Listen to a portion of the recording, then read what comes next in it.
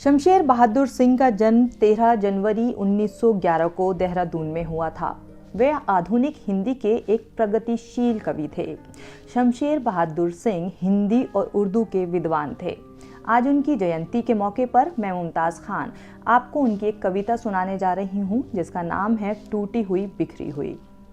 टूटी हुई बिखरी हुई, चाय की दली हुई पाँव के नीचे पत्तियाँ, मेरी कविता।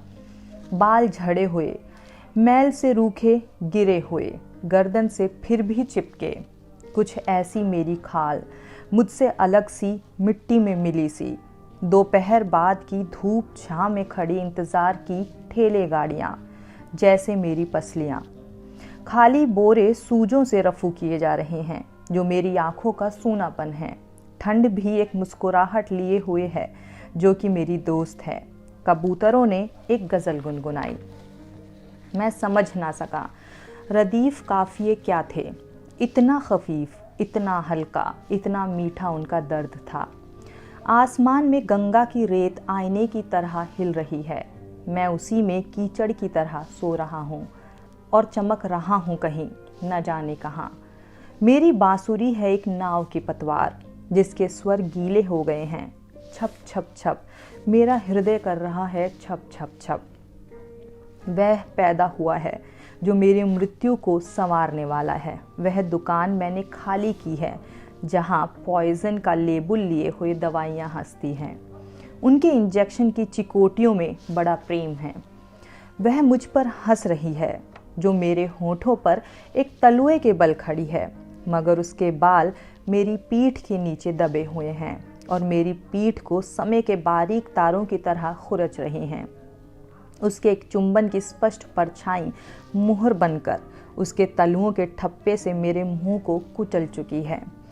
उसका सीना मुझको पीस कर बराबर कर चुका है। मुझको प्यास के पहाड़ों पर लेटा दो, जहां मैं एक झरने की तरह तड़प रहा हूँ। मुझको सूरज के किरणों में जलने दो, ताकि उसकी आंच और लपट में तुम फव्वारों की तरह नाचो। मुझको जंगली फूलों की तरह ओस से टपकने दो, ताकि उसकी दबी हुई खुशबू से अपने पलकों की उनिंदी जलन को तुम भिगो सको। मुमकिन है तो हाँ, तुम मुझसे बोलो, जैसे मेरे दरवाजे की शर्माती चूलें सवाल करती हैं बार बार मेरे दिल के अनगिनती कमरों से।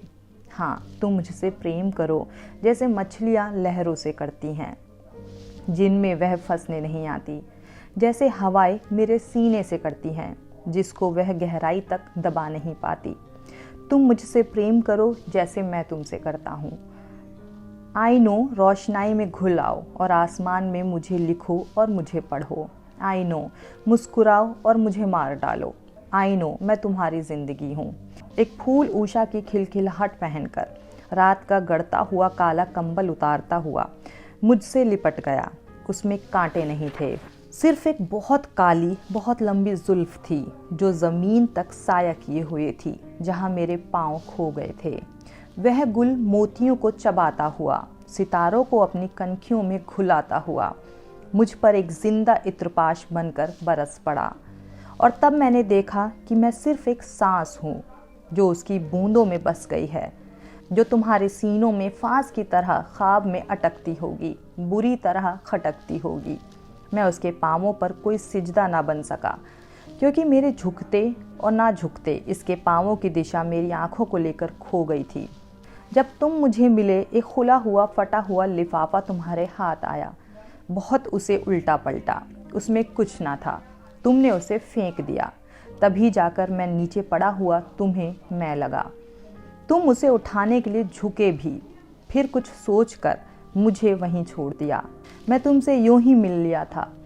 मेरी याददाश्त को तुमने गुनहगार बनाया और उसका सूद बहुत बढ़ाकर वसूल किया। और तब मैंने कहा, अगले जन्म में मैं इस तरह मुस्कुराया, जैसे शाम के पानी में डूबते पहाड़ गमगीन मुस्कुराते हैं। मेरी कविता की तुमने खूब दाद दी। मैंने समझा तुम अपनी ही बातें सुना रहे हो। तुमने मेरी कविता की खूब दाद दी।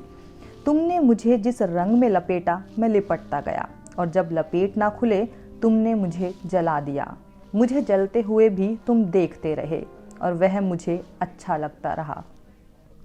एक खुशबू जो मेरी पलकों में इशारों की तरह बस गई है, जैसे तुम्हारी नाम की नन्ही सी स्पेलिंग हो, छोटी सी प्यारी सी तिरछी सी स्पेलिंग।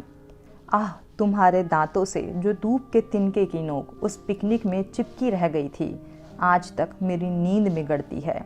अगर मुझे किसी से ईर्ष्या होती तो मैं दूसरा जन्म बार बार हर घंटे लेता जाता, पर मैं तो जैसे इसी शरीर में अमर हूँ, तुम्हारी बरकत। बहुत से तीर, बहुत सी नावें, बहुत से पर इधर उड़ते हुए आए, घूमते हुए गुजर गए, मुझको लिए सब के सब।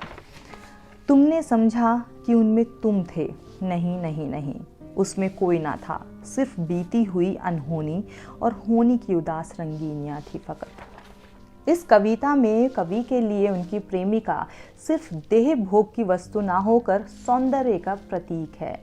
जिस तरह वो तितली को, कमल को, झरनों को, चांद तारों को अनुभव करते हैं, उसी तरह वो स्त्री के प्रेम को अनुभव करते हैं।